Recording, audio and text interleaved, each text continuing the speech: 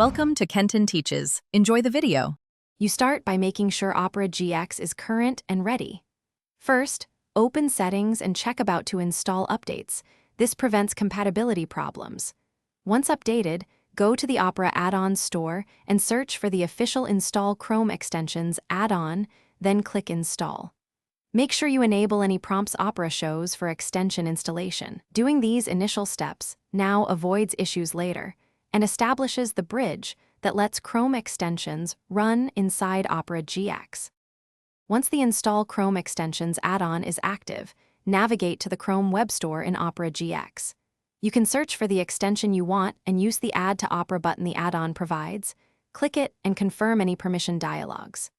After installation, go to Opera's Extensions page to enable, disable, or pin the extension to the toolbar. Make sure to review requested permissions so you understand what the extension can access before using it. To finish, pin your new extension to the GX toolbar or sidebar so it's easy to access. If an extension behaves oddly, first disable other extensions that might conflict and try reinstalling the Chrome extension. Make sure Opera's privacy or VPN settings aren't blocking extension features. If problems persist, clear the browser cache or reset Opera settings. This often resolves permission or state issues.